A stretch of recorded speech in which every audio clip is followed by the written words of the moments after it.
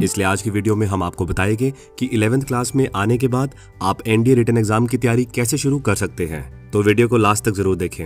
NDA के लिए कैसे तैयारी करनी चाहिए, ये जानने से पहले एक इम्पॉर्टेंट पॉइंट समझ ले कि आपको कम से कम एक स्टडी पार्टनर की जरूरत पड़ेगी जो एनडीए की तैयारी कर रहा हो, फिर चाहे वो कोई भी हो, दोस्त, भाई बहन या कोई पड़ोसी, लेकिन वो भी सीरियसली एनडीए की तैयारी में लगा हो, ये जरूरी है।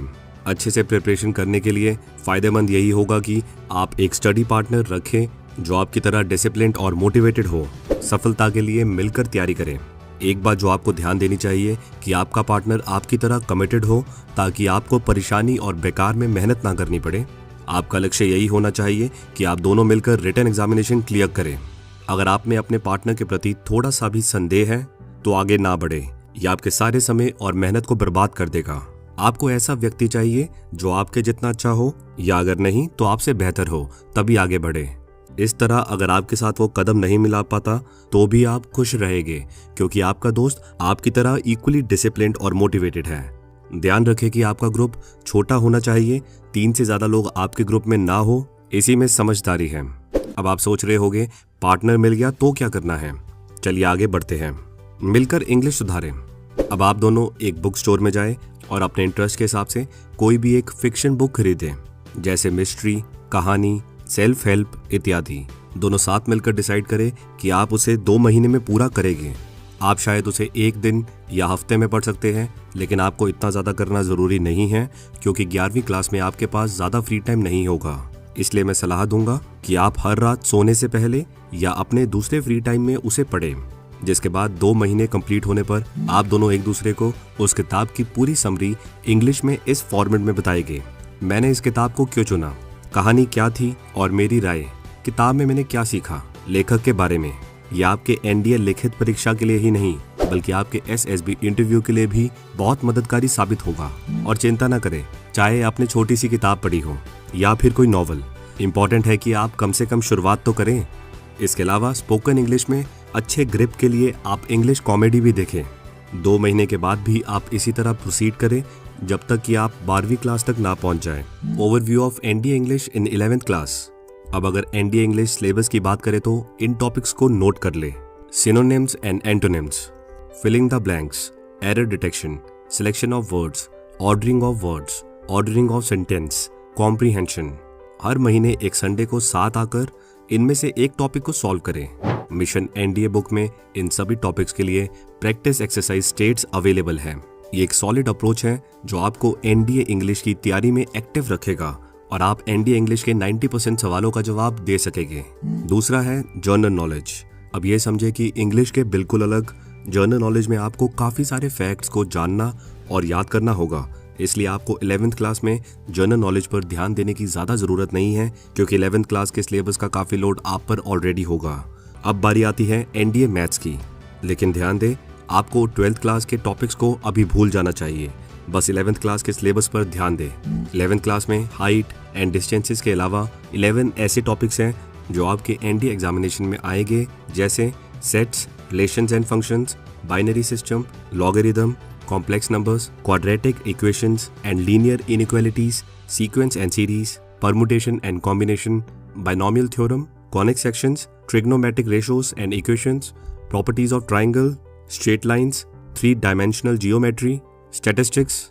इस तरीके के साथ आप स्टेप बाय स्टेप तैयारी कर सकते हैं और कॉन्सेप्ट को क्लियर कर सकते हैं। इसके अलावा इन 12 टॉपिक्स को 12th क्लास में कवर किया जाता है। Cartesian system, inverse trigonometry, graphical representation, limits, continuity, differentiability, derivatives, application of derivatives, integration, application of integrals, differential equation, matrices and determinants, probability distribution, vectors.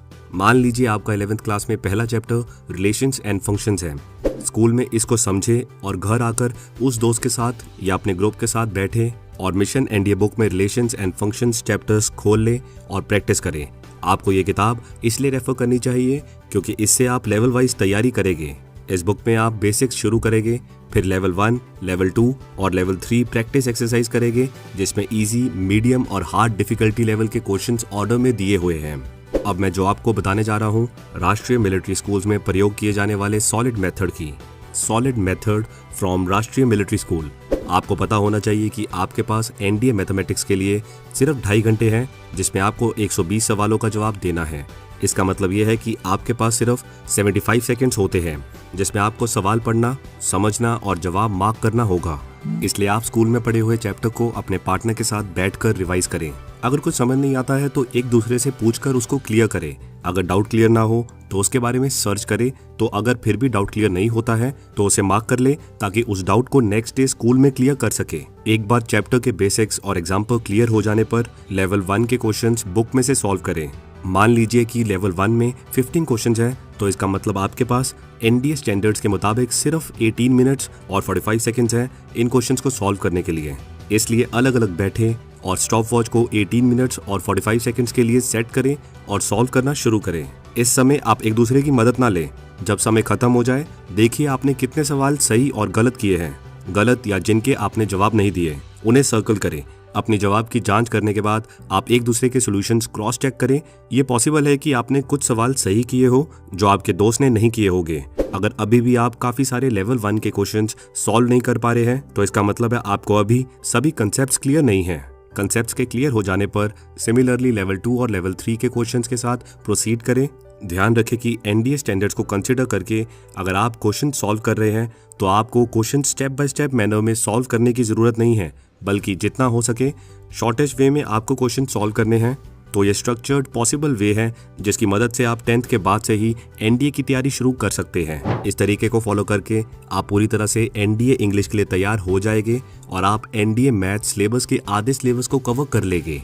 इस अप्रोच को फॉलो करके chances है कि आप अप्रैल में होने वाले एनडीए एग्जाम को क्लियर कर ले, क्योंकि आप जस्ट 12th क्लास में एंटर हुए हो, इसलिए आप इसके लिए एलिजिबल नहीं होगे।